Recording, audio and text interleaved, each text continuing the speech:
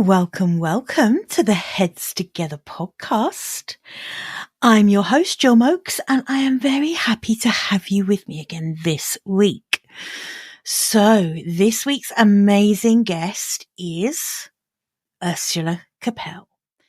Ursula is the most refreshing speaker about leadership that I have heard for a long time. She is the founder of CoCreative Futures, and she provides coaching and leadership programs for fresh thinking leaders who want to be part of the shift to a more modern, creative and values-led leadership. How cool is that? Ursula has created a program called Co-Creative Leadership in answer to what she was noticing was wrong with the state of leadership as it stands at the moment, really globally. I remember her saying to me once, I've seen people start full of ideas and then they lose their mojo and just follow the crowd because their boss isn't listening and doesn't respect their contribution.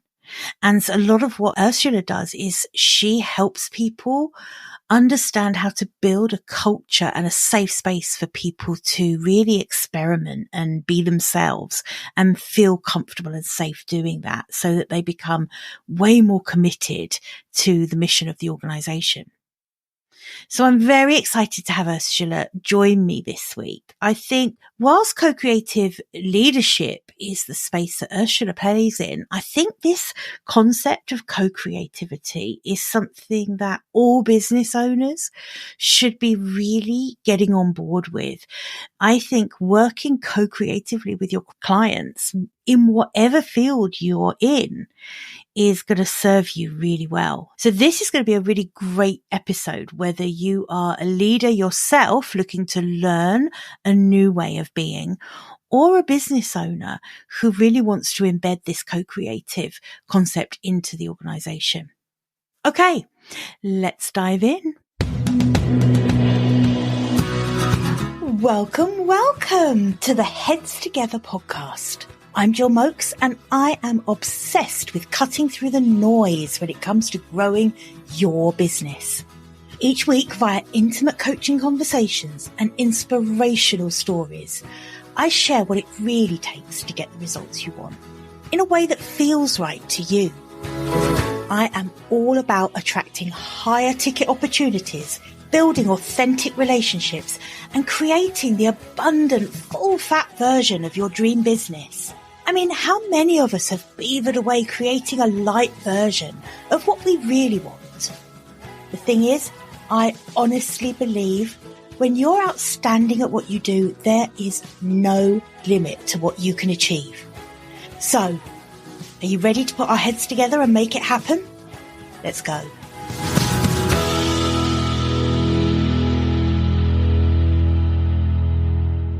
Hey, Ursula, hi, how are you? I'm great, Jill. Really pleased to be here. Thank you so much for having me. Oh my goodness. It's absolutely my pleasure. And we've wanted to make this happen for a while. So I'm very excited to have you on the show today. And I mean, we know each other pretty well now, don't we? But for the listeners who don't know you, can you give us a little kind of a quick potted history of who you are and what you do, please? Cool. Okay. So yeah, I'm Ursula. I'm getting quite old now. So it's quite a long history, but I'll try and be as quick as I can. I'm a coach and coaching consultant, but I've been on quite a journey to get there over the years. I started off at school doing my A-levels in science and absolutely hated it and bummed out of it and ended up going to university. Do you know that's something we have in common? Because I did physics at A-level. So did I, yeah. Yeah, but do you know, I'll share something really bad. And this is so bad. I mean, I'm pretty sure that my physics teacher doesn't listen to this podcast. It'd be hilarious if she does. But I got so far behind in my A-levels that I told her I had glandular fever. I did not have glandular fever. But I made up that I had glandular fever, and she was so nice. And she was like, oh, just do what you feel you can manage. Don't worry. So that was it. I never went back to another class. So I did not pass my physics A-level. I don't think science was our destiny, was it? No, but you know what? What's interesting though, what I love about that is you're a bit like, it's not working for me. I'm not putting the effort in. Whereas me, I'm used to being the good girl. I always did what everyone else expected of me. And it made me a bit miserable. And that's sort of been one of those things I remember in life is like doing stuff that makes sense to me because it's what I want to be doing, not because it's what society, teachers, parents, etc.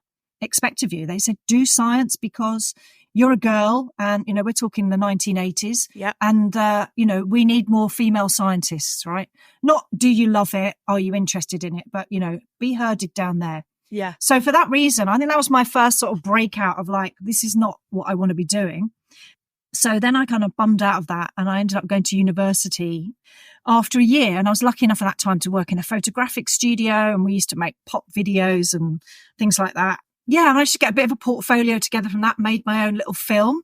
There was a travel program on at the time with a very cool lady called Magenta Divine. Oh, I loved her. Do you? Yeah, you remember her? Yes. Yeah, she was great. So I did a kind of pastiche on like a local village, which really had nothing there apart from haircuts, hairdressers and estate agents. And I put that in and I got to go to uni to do that, which was great. Have you still got it? I probably have somewhere, but it's probably on like a format that I haven't even got a machine to play it on, like VHS or something. I want you to make it your mission to try and resurrect it. Okay. Oh yeah. Okay. I will. I'll have a look for that. When I finished university in photography and film, I didn't sort of go the creative side of the camera. I went the more organisational side. And I think that had something to do with confidence a little bit as well, because it's actually quite hard to sort of stick your neck out and be creative. Anyway, my journey for the sort of next 10 years or so was worked at the BBC, we worked in post-production, worked with a lot of creative people, making programmes, finishing programmes. And then I went over to a branding agency where we did lots of rebranding and worked on the BBC rebrands at the beginning of the 90s. And then I had that kind of thing, this really isn't working for me again. I love being creative, but I don't like the culture within these creative organisations a little bit. It was very much a kind of, you know, I'm creative, I've got creative in my job title, you know, and you're not because you've got, you know, account director in your job title or whatever. And I really didn't agree with that. I always felt, well, I am creative. I'm just expressing my creativity in a different way. But it really wasn't anything that anyone took any notice of, if you like.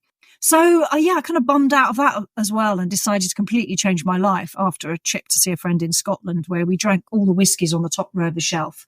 See, I feel like the best decisions are made after nights like that. I've made some of my best life-changing decisions after a top row.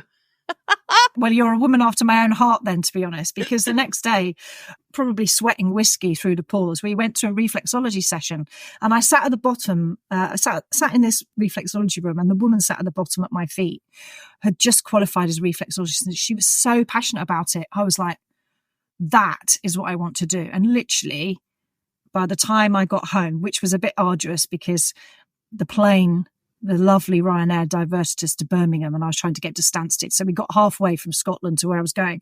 And then I had to get a bus, you know, had to get a coach back and everything. So that was a bit of a disaster. But surprisingly, I was feeling very zen because of this reflexology thing. So it was a life-changing moment. And I thought, I'm going to do that. And I literally, by the end of the week, had enrolled on a course to start at the beginning of January. And that was it. And that was the start of my journey into holistic stuff, into alternative ways of looking at the world, in creativity in a completely different way. I suppose like creativity in terms of being unplugged from the matrix, if you like, and just seeing everything completely fresh, like a child again, that curiosity, that awe, that just real kind of like accelerated learning that you get. And then from there, I went and did hypnotherapy and NLP and coaching. And this was like 20 years ago before the ICF was a thing. And, you know, we have all this kind of support around coaching and it was really exciting. And then I decided, well, the answer is to set up a retreat. So I ended up getting this shackle down Cortijo. This is 20 years ago now in Spain and living there for a bit. And then it all went another complete disaster. It all went completely wrong again. And I split up with the guy that I bought the house with and living there in your early 30s in the middle of nowhere without a sense of the future. It wasn't really the right place. So it was like, come back, regroup. No, that must have been tough. It was really tough. It was really tough, but it was a very lonely place. And that was all right if you're there knowing that someone's coming back at some point. But when it was kind of like that was the trajectory of your life, that for me wasn't enough. It probably in some ways would be now, actually. It wouldn't bother me now. But at the time I was like, no, it's not the right time for this. So I came back to the UK and I ended up back in the creative industries again doing branding, this time internationally, traveled all over the world, supporting broadcasters with their channel brands and working with some really great thinking partners, actually, some great creative directors who valued people's diverse thinking, as well as some really shitty dickheads as well, the whole caboodle. I learned a lot from that. And what I also learned from that as well was I brought then my coaching approach to everything that I did. So, and my coaching approach to leadership, if you like, of the stuff that I was doing. It felt very different, but it all lacked quite a bit of purpose for me and meaning. And then eventually a sort of a bad work experience meant I kind of became a refugee or an escapee, let's say it's an escapee from the corporate world. Join the corporate escapee club. There's lots of us, aren't there? It's funny, isn't it? It's strange how so often, so many of the women I talk to as well are propelled to do the thing that they can't not do, the thing that they're obsessed with. But for some reason, we wait until there's something really bad that propels us to do it. Don't you think that's weird? Like it's almost like, what is that? What is that? I don't know. I don't know why the longing to do something isn't as strong as the desperation to get away from something. Your fear of change is there until the fear of not changing becomes even more scary. That's right. Yeah, absolutely. And that is what it comes down to essentially. But I think it's something I'm quite mindful of now, that I try to keep focused on what I want and don't wait until what I have is too bad to bear. That's so true. And I think the more you go through things like that in life, the more you can look back and sort of say, was that a really good thing? Although it was a really awful thing that happened, was it actually a really good thing? Because it was a pivotal moment. And you're like, yeah, okay, so how can I create that pivotal moment without waiting until it gets to that really bad place? Because I don't know about you, but you look back at those things and you're like, actually, there was some good that came out of that. If I'd have done it before waiting for it, it would have happened even earlier. And who knows where I might have been. Not that I'm somebody that does regrets, because there's no point, is there? No, absolutely right. Regrets just make you miserable. Yeah. All you have is now, and all you can do is look forward, really. And so that's what you did. So you had this experience, it was a shitty experience within work, and it really got you looking at the whole concept of leadership in a bit of a different way, didn't it? Definitely. And, a lot of the time when you feel like a fish out of water somewhere, you think, oh, the problem is mine. And actually, it's not. It's the fact that you're in the wrong culture and it doesn't align with your values. So the importance of having, leaders in your business that align with the values of the business. So if you're somebody that has integrity and you're not working in a business with integrity, it's never going to line up no matter how you do it. Not that I'm saying that I've worked anywhere that doesn't have integrity, if you like, as an example. But then I went on and worked alongside, developing my coaching business in a completely different working environment that was remote first. It was, they use the term work style. It's about showing up to work and doing your best work when it works for you, not within 9 to 5, because 9 to 5 excludes a lot of people who might need to care for their kids or drop them at school or look after an aging parent, or who are dealing with an illness or a mental health issue, but actually want to be able to work. But the current 9 to 5 working environment does not enable them to do that because they can't physically get to the office and be there within those hours. And that was really incredible, because not only was I learning to lead in a place, there was no visibility of what people were doing. So you had to really extend the trust that everybody was going to do what they were saying that they were going to do. And the way in which you measured how people were doing it was completely different. And then secondly, there was no visibility of you as a leader, because you were in the room with people.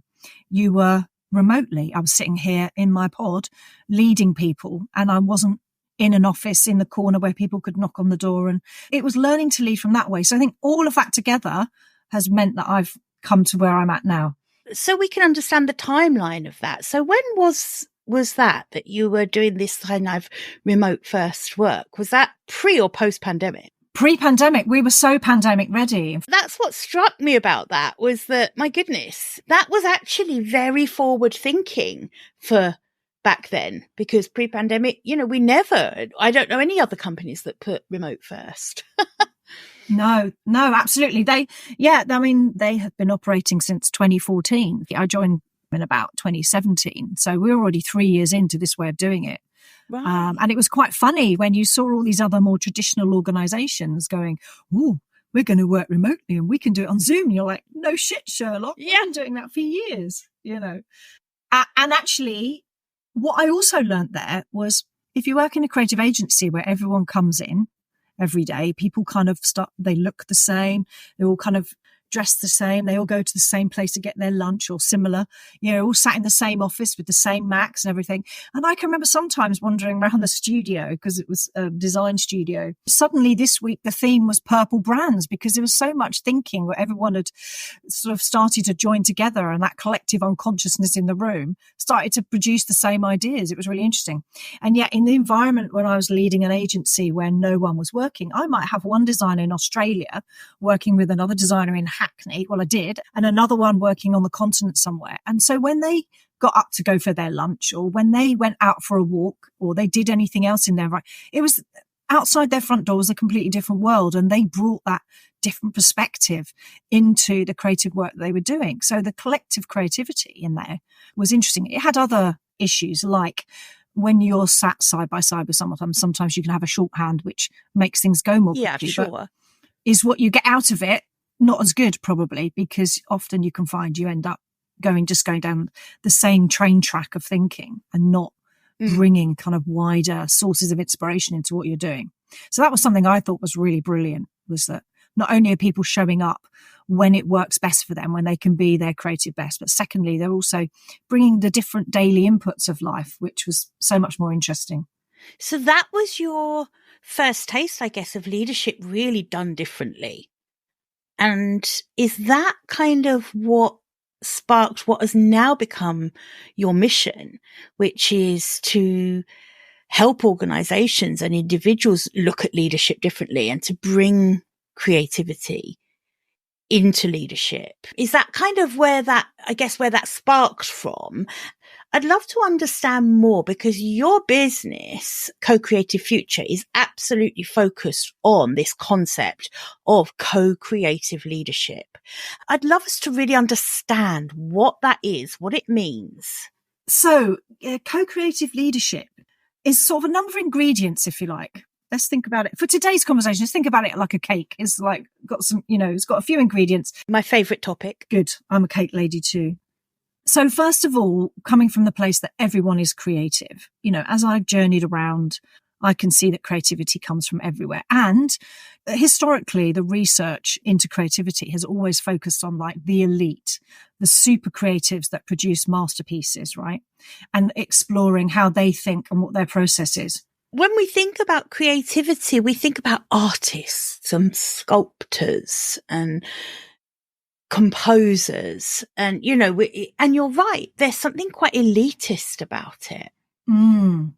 And historically, when you go right back to the Greek sort of philosopher times, when people talk about creativity, it's sort of linked with like a superior intellect, and that was a line of research for many years. So it just meant the everyday Joe like you and me were not creative unless we were producing these incredible masterpieces. The thinking and the research has evolved, and my own research in creativity that I did as part of my master's was exploring the everyday creativity in ordinary people who are absolutely not paid for being creative at work, for example. And what became clear is that, for me, is that creativity, it's an approach, it's a way of showing up, it's a way of being, if you like. It's like, I'm not creative because I can do a beautiful drawing or a beautiful sculpture, like you said.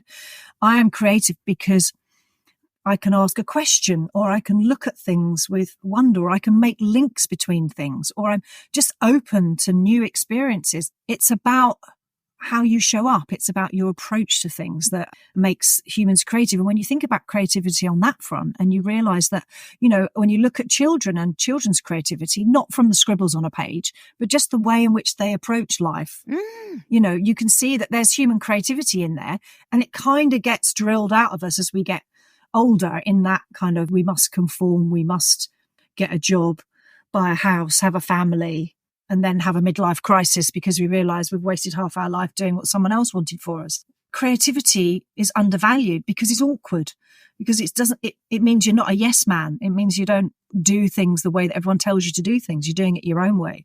And so it's a bit awkward in the education system. It's a bit awkward. I love that. I think that's the perfect word to describe it. It is a little bit awkward. It doesn't fit the measurable expectations of the school system or the many employment systems as well. And yet we want to say to people, you've got to be innovative. You've got to be innovative. And it's almost like, you've got this big finger. You guys, you've got to be innovative so that you can be more productive and get more stuff done. And when you behave like that, actually you put people in a state of fear. And we know that fear is not good for creativity, because you have to be in a sort of safe space where you can experiment.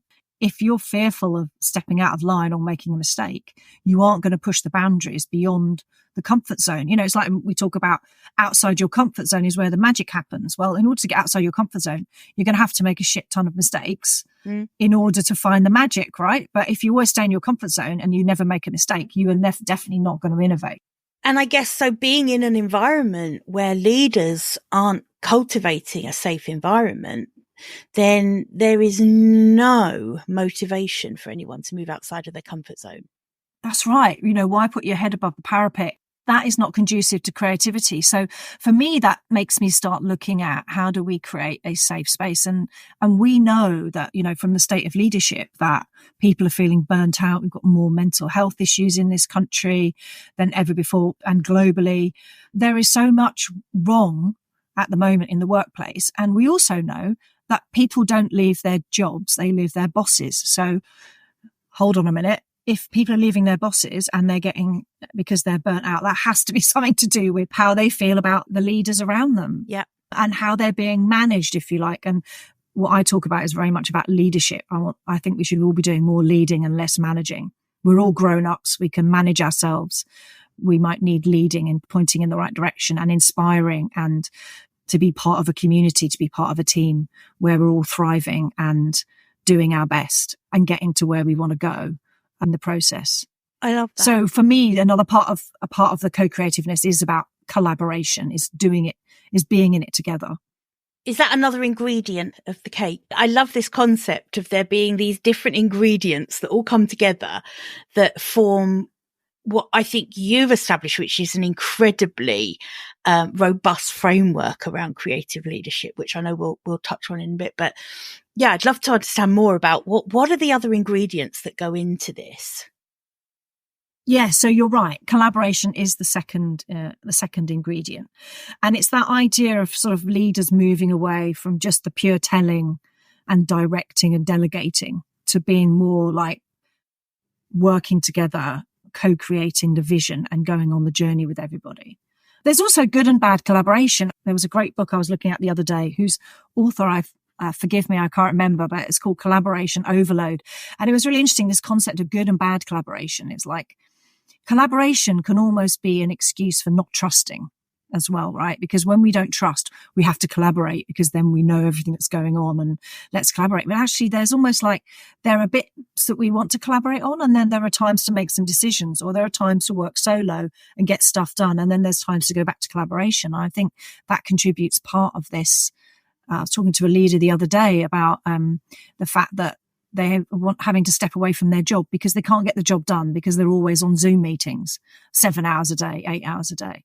It's like that's collaboration gone nuts, really, isn't it? We're mistaking collaboration for information sharing. So we must collaborate. Let's all get together on a meeting and therefore we share a lot of information, which actually could be shared in many other ways.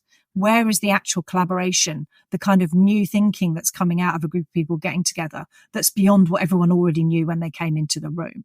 Do you know, it's funny, as you're saying that, I'm feeling like that's another thing that's hampered when you're not in a safe environment. People are too scared to put their different ideas forward. So people come together like sheep and tend to just kind of all agree with each other. And I think this is another thing where leaders embrace this creative aspect to what they do. Then they start fostering an environment where true collaboration can happen, where the thing that comes out as the output of the collaboration is greater than the two minds individually, which is really what should happen with collaboration. Like you say, it's not just sharing information around a room. Yeah, or just coming in with your ideas you've already had. That's so, so true. And with that safety is a massive, massive dollop of trust in there as well. So although, trust is part of the wet ingredients of collaboration, if you like. Yeah. That safe space includes a lot of trust. And if we trust people to come and have their ideas heard, they can get out of that kind of pre-prepared thinking and move more into that more present, evolving, emerging creativity. That's actually what is great collaboration. And bad collaboration is that place where you've got no trust and people are just coming with their pre-prepared ideas and advocating for their idea being the one. I won't share my idea because you might take it away from me and you might get the credit for it. Or I'm going to advocate for my idea because I'm not willing to build on it or grow or evolve with it. Mm. So that's my ingredient number 2. And then, we already talked about sort of a coaching approach to leadership, that kind of in service. It's there in support. It's there as more of a Sherpa. You're guiding people. Yes. You're guiding people to achieve it for themselves, to do it for themselves, to do their best, to play to their strengths. I love what you said just now about, we're grown-ups. We don't need managing. We need leading. And that's such a good distinction to make, isn't it? And that, I think, your framework around creative leadership really leans into that. It is absolutely about the essence of leading, not managing people. Absolutely. I don't know about you, but I sort of see so much of the conversation, the kind of narrative that goes on, even when people talk about it in the news. And it's this idea that the kind of establishment or the business that we're in is kind of the parent, and I'm a powerless child inside it. And therefore, when things go wrong, I blame you, and when I can't make what I want happen, I've got no power to change it. And I think that fundamentally needs to shift. We're all grown up and working in a business. We need to be able to create the autonomy for people to be able to say, this is how I want to do it, and to be seen and heard, and for the organization to enable that, if that's taking everybody in the right direction of where they want to go, to make the experience of doing it, which is my, 4th ingredient, what everybody wants, rather than the being a slave to the system because I have no power to affect any change. So it's all about agency, and we talk a lot about agency at the moment, don't we? But it's really about that ability to be able to take control of your own destiny, to have the autonomy to be able to live and work in a way that works for you and for you to deliver your best. Yeah, absolutely. And just as you were saying that, sometimes I feel like in the current broken system of leadership that I think is rife, there is almost a lose-lose scenario for people because they generally don't feel safe enough to share their ideas. But when they do, if it's a bad idea or if it's a mistake, they get blamed. And if it's a great idea, it's stolen by the leaders. So it's a real lose-lose scenario. And I think this is where your concept around creative leadership really flips that on its head. And it's why I believe it is such a core concept for moving forward with modern leadership. So this whole concept around this coaching approach, which I just love because it genuinely does flip things on its head, this in-service concept rather than this experience that I think a lot of us can relate to, particularly those of us who are corporate escapees who have experienced this kind of leadership, I think is really core to this, isn't it? It is really learning how to have this in-service approach, which again forms part of the work that you do with clients. What else? What's the next ingredient that goes in? So I've got one more ingredient at the moment, but who knows? The recipe might evolve, continue to evolve. All as the we best co-create recipes the do, future, don't they? right? All the best recipes. Yeah, we might need another cherry on the top or something. Exactly. So, but this one is all about, and I sort of alluded to it when we were talking previously. It's about the co-creating the journey. It's about the experience of getting to the goal, if you like. We can be very, very focused on outputs and productivity.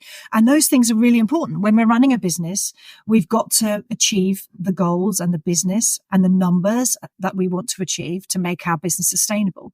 But sometimes we can do that at the expense of thinking about anything else. And we forget that also the experience of going to work, when we are spending large chunks of our day and probably more time on work than we are on other aspects of our life, we want to make that experience really great. And so there's two parts to this, really. One is that it's sort of holding the paradox sometimes between getting to the outcome, getting to that goal, but also making it a great experience. And that might sound a little bit kind of fluffy and, well, we can't afford to be nicey. We just need to kind of get our head down and doing it. But what this is about really is about sustainability, isn't it? It's about keeping people's well-being in mind, or people keeping your own well-being in mind. We know we've had lots of people talk about getting burnt out while they're heading towards those goals. So we can really push really fast, really quickly, but we can't do that sustainably for long periods of time. Usain Bolt can sprint. He's the fastest sprinter in the world, or was, but even he needs to lie down and have a rest sometimes. So he needs to balance all of that. And so we need to think about that when we are developing the goal, so we can create something over the long term that is sustainable. And it sounds counterintuitive because it's a bit like, we haven't got time to think about that because we're busy getting to the goal. But the consequence of that is you might get to that goal in the short term, but in the longer term, people are going to fall over. They're going to be burnt out. This is where creativity in this kind of approach is also great, because we know from research how brilliant creativity is for well-being. And I don't mean well-being in the sense of a bowl of fruit on the table and a gym on site, right? I'm talking about the well-being of being in a creative process, or, helps people feel like they have a purpose. It gives them more kind of value in terms of where they're headed. It gives things meaning that they didn't have before. It creates positive relationships. These are all aspects of a very well-known, very well-researched well-being model that comes out of positive psychology called PERMA, which you can very easily look up, and you can look it up on my past posts. But that's positive relationships. It's engagement. If you are engaged in a creative process, you are more engaged. If you have meaning in what you're doing, you're going to be more engaged. You're going to feel better. Your well-being is going to be increased. And we know the research tells us that people are massively more productive when they feel good about what they're doing. So although it feels counterintuitive, we've got to kind of unlearn some of that myths, if you like, and get back to the place of, if we can hold these two seemingly paradoxical things together and put well-being at the center of what we do with people. And my take on that is to bring creativity, because that touches every aspect of well-being. Then we end up with more productivity, and we get people who are happy about what they're doing. How good is that? As far as I'm concerned, that's brilliant. It's a complete win-win. One thing that I was just thinking as you were talking about that was how there's so much truth in terms of looking at well-being through this lens of people feeling like they're listened to, they're feeling heard, they're feeling seen, they're feeling understood. Like, I feel like that is a massive part of the human condition. It's one of the real needs that we have, is to feel that way. And the contribution that has to the sustainable success of a business, I think, is absolutely huge. It also, and we've talked about this before, haven't we, of how organizations who embrace this co-creative leadership concept are the ones who are going to see their retention of their staff go up. They're going to see their productivity increase in a really good way, in a meaningful way that's not at the cost of their employees. That feels like the crux of this whole concept to me. It's success, but not at the expense of your people. Isn't that what every business wants? Yeah. It seems so simple, but we're just not doing it. Right. Absolutely. We're stuck in this cycle of, pushing people to breaking point and then people leaving, and then we're stuck in that, got to find more people, and all of that energy sucked in there. And we can't step back into actually thinking about how do we make this a great place for people to work. That means people stay, people love it, that people want to work there. So, it makes your recruiting easier. Your sickness levels go down. There are just so many benefits of this. And I feel like the naysayers are going to be like, yeah, but what's the cost to the bottom line? And I just think that it's the wrong lens to look at it through, because number one, for a lot of companies, it will be have a improved result on the bottom line, because all of the inefficiencies that come in when companies don't look after their people have an impact on the bottom line. But also, I think, to your point about the sustainability, you have to be looking at your business through that lens now. Yeah, 100% agree. So well put. So tell me, for anyone listening to this who wants to find out a little bit more about you, and, you are, in my opinion, you're an absolute thought leader around this, and you have a brilliant way of explaining these concepts as well. So I think everyone's going to appreciate that. What I love about the way you talk about this is you make it really real. It's not kind of airy-fairy leadership speak, because you don't do that. Absolutely. You speak our language that we can understand. Thanks, Jill.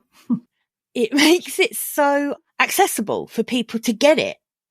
I think this is part of the problem with some of the leadership experts that I see out there, is that there is a desire for them to sound very kind of academic about it. I believe you are pretty academic about your subject. You're incredibly well researched about your subject. But when you talk about it, you just talk about it in a way that people get it and can understand. So first of all, thank you for bringing that to us. If people want to find out more, how do they find out more? Where can they go? So you can follow me on social media, on LinkedIn, Ursula Capell, and I'm talking a lot about this stuff on my LinkedIn posts. And at the moment, if you want to sign up to my newsletter, you can do that via LinkedIn or via my website, which is CoCreativeFuture.com. And I've got a fantastic new freebie on there at the moment, which is about the level of trust in your organization. It's a kind of a reflection piece that you could do for yourself, do with your team, and it's downloadable if you sign up to my newsletter, which is short and sweet, once a week mostly. Download that and you can use that straight away to kind of capture what's going on right now and what are the areas you might want to focus on. I love that. That's not just for big organizations, is it, either? That can be for anyone who's either working as part of a team or, who leads a team or owns a business. This isn't just for big faceless organizations. It's actually as important, if not more important, for smaller businesses to be building this culture as they grow and scale their businesses. So I would urge anyone to head to Ursula's website, CoCreativeFuture.com, and grab that freebie. But you are also, a little bird told me, hosting a masterclass before long. So yes, that's right. I'm doing a masterclass on co-creative leadership in April, and within that is a few special offers that you could take advantage of if you wanted to take the work further. Oh, perfect. Okay. Well, I really urge you to go and check that out. I think this is going to be incredibly relevant, and anyone who has a team, for a start, should be checking all of this out, because this is such a core concept for leadership. Like I was just saying, it isn't just for big companies. This is so important that everyone's doing this at grassroots level as well, because I think, your mission, Ursula, is to change the face of leadership. And I think it doesn't necessarily start top down. It starts with every business coming up, starting to do things differently.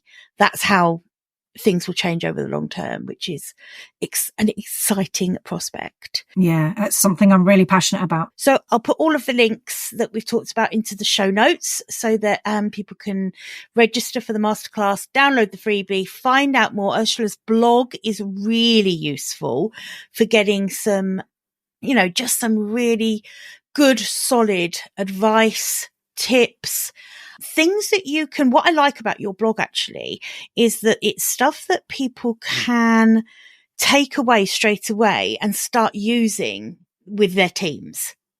And I really like that. It's not airy fairy stuff that, a lot of what you put out there is quite solid advice and tips that people can use. So it's really good. I want to thank you so much for coming onto the show today. It's been such a pleasure. Oh, it's been absolutely brilliant. I thank you so much for having me. What great fun, and just lovely to be in this space with you to explore these ideas and hopefully create the shift that we really want to see. You and I know we could talk about this all day, couldn't we, really? Exactly. That might be a tad too much for people, so perhaps we'll wrap now. Well, thank you so much, and I will speak to you soon. All right. Thanks so much, Jill. Thank you very much for having me. Bye for now. I hope you enjoyed this episode and that getting our heads together this week has filled your mind with what's possible. If you love the show, would you do me a massive favour, please? Would you leave a 5-star rating on Apple Podcasts? It would really help me put more heads together, reach more ears and expand more minds. Until next week, bye for now.